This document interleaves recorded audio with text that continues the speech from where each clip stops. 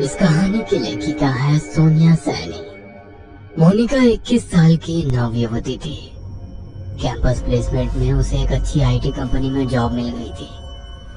उसकी शिफ्ट रात के तकरीबन 12 बजे खत्म होती थी। उस रोज भी अपना काम खत्म करने के बाद वो ऑफिस से निकली और अपनी साइकिल की मदद से रेलवे स्टेशन पहुंच गई।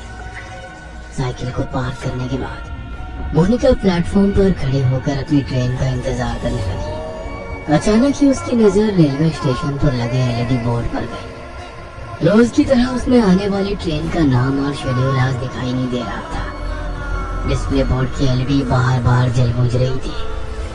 अचानक ही प्लेटफॉर्म की पावर सप्लाई कट गई और हर तरफ अंधेरा हो गया। कोई कुछ समझ पाता उससे पहले ही मोनिका की ट्रेन प्लेटफॉर्म पर आ गई।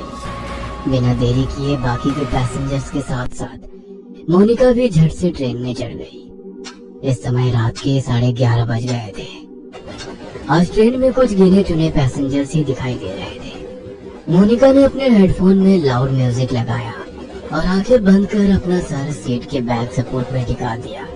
कुछ ही देर में लाउड म्यूजिक होने पर भी दिन भर की थकान के कारण उसकी आंख लग गई थी। थोड़ी देर बाद उसका मोबाइल रिंग करने लगा। रिंग की आवाज से मोनिका की नींद टूट गई। स्क्रीन पर पापा का नाम फ्लैश हो रहा था। मोनिका ने फोन उठाया तो उधर से पापा की आवाज सुनाई देने लगी। मोनिका बेटा, ट्रेन मिल गई थी ना? हाँ पापा, मैं ट्रेन में ही हूँ, आप चिंता मत करो। कौन सा स्टेशन आ गया है? पापा की बात सुनकर मोनिका अचानक से आँख खोलकर अपने कोच में चारों ओर नजर दौड़ाती है। उसे अपनी आंखों पर यकीन नहीं हो रहा था। मेरे कोच में बिल्कुल अंधेरा छाया हुआ था।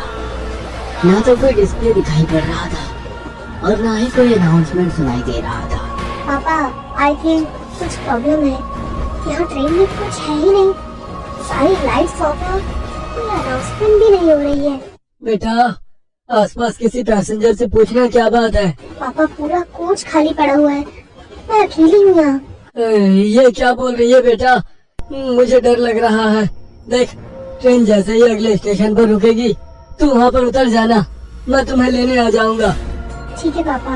मोनिका ट्रेन के अगले स्टेशन पर रुकने का इंतजार कर रही थी। आमतौर पर ये ट्रेन हर 10 या 12 मिनट में अगले स्टेशन के लिए रुकती थी, लेकिन आज पूरे 20 मिनट हो चुके थे, लेकिन ट्रेन रुकने का नाम ही नहीं ले रही थी। मोनिका को घबराहट हो रही थी। उसे कोई आइडिया नहीं था वो अभी कहाँ पर है।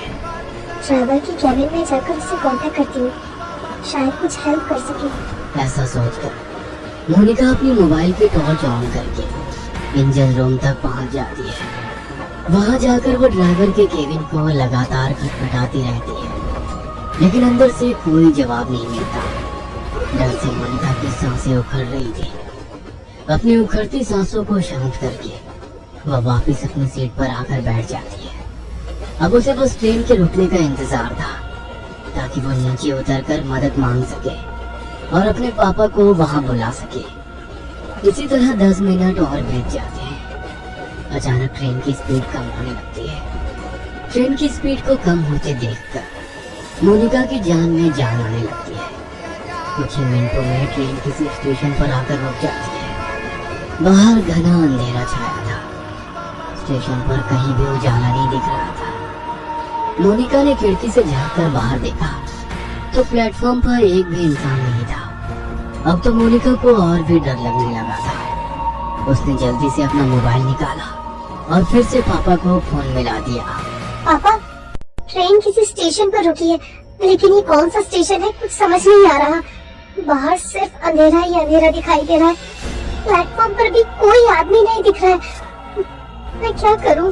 बेटा, एक बार मैप में अपनी लाइव लोकेशन चेक करो, तुम्हें पता चल जाएगा कि अभी तुम्हारी ट्रेन कहाँ पर है।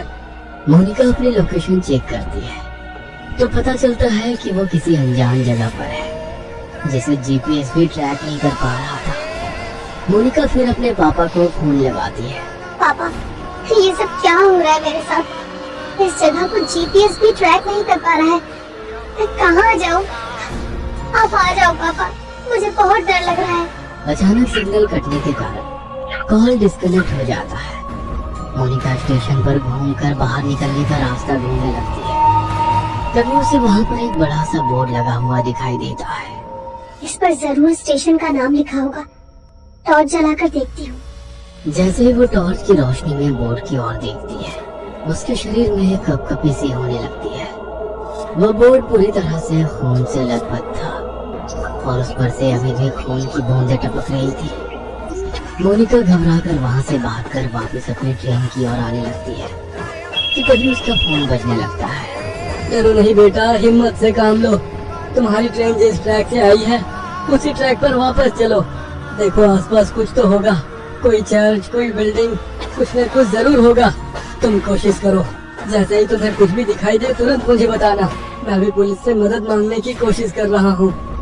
आंसू पोंछकर मोनिका पापा के कहे अनुसार अपोजिट डायरेक्शन में भागने लगती है। ट्रैक पर हर तरफ अंधेरा ही अंधेरा छाया हुआ था। भागते हुए मोनिका को अपने पीछे कई सारे कदमों की आवाजें सुनाई दे रही थी। ऐसा लग रहा था कई सारे लोग उसके पीछे पीछे दौड़ रहे हो। मोनिका घबराकर अपने पीछे की ओर देखती है, लेकिन पीछे सन्नाटे के सिवा कुछ भी नहीं था। मोनिका पूरी ताकत लगाकर दौड़ती ही जा रही थी। अचानक ही उसके कानों में किसी की आवाज सुनाई देती है। ऐसा लग रहा था कोई गुस्से में उसका नाम पुकार रहा। मोनिका अब इतना ज्यादा डर चुकी थी कि उसके अंदर पीछे मुड़ने की हिम्मत भी नहीं बची थी। हाथ में मोबाइल पकड़े वो फ्लैश लाइट की रोशनी में दौड़ती चली जा रही थी। अचानक ही उसके दौड़ते कदम ठिठक कर रह गए। उसने देखा कि सामने पोल पर एक औरत उल्टी लटकी हुई थी। उसके बाल हवा में लहरा रहे थे और वो खतरनाक चेहरे के साथ जोर जोर से हंस रही थी। मोनिका का हलक डर से सूख रहा था। अब उसमें और आगे जाने की हिम्मत नहीं बाकी थी, इसलिए वो वापस स्टेशन की तरफ जाने के लिए मुड़ जाती है।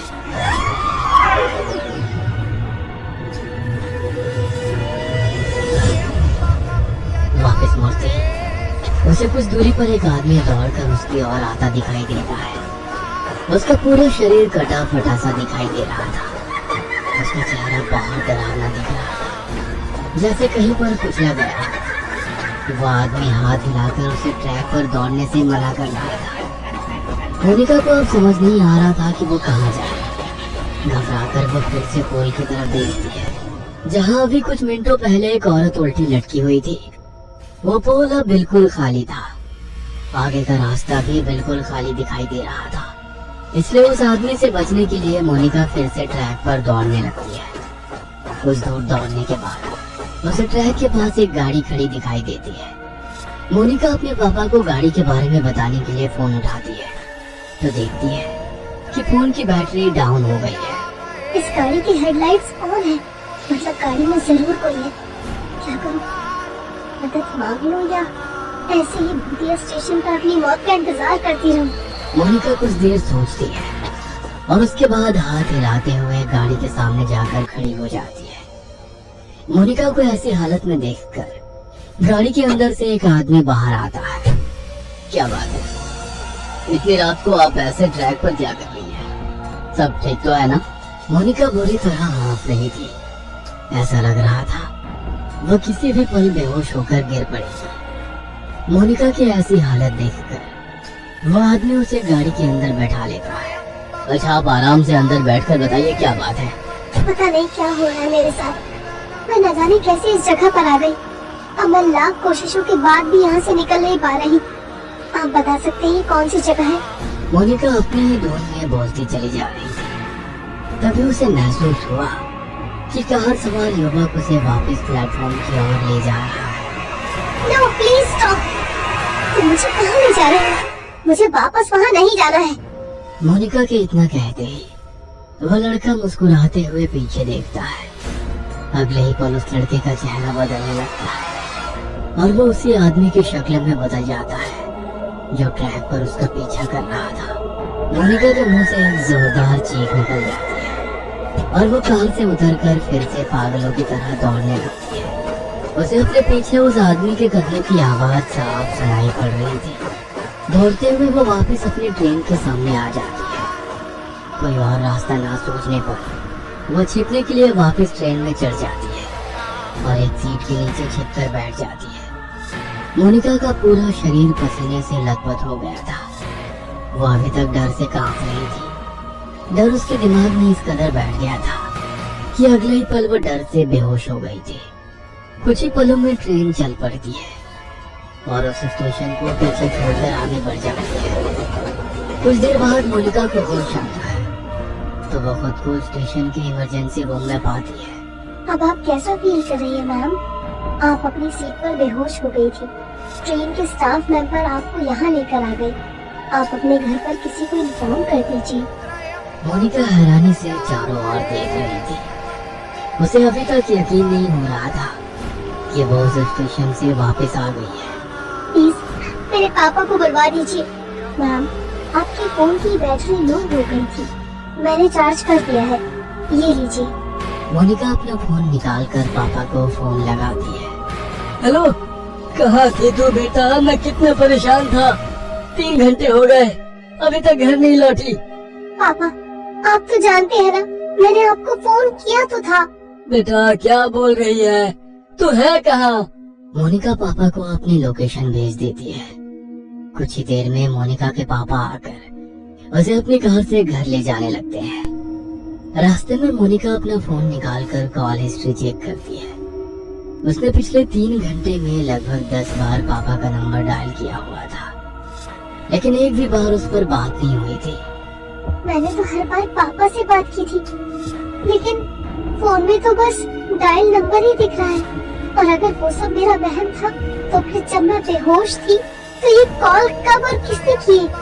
मोनिका के जहन में बहुत से सवाल थे, जिनका जवाब फिलहाल बस यही था कि इतना सब कुछ एक रात में देख लेने के बाद भी वो जिंदा अपने घर लौट रही थी। मोनिका पिछली रात की घटना को एक बड़ा सपना समझकर भूल जाना चाहती थी कि तभी उसकी नजर अपनी गाड़ी के साइड मिरर पर पड़ती है।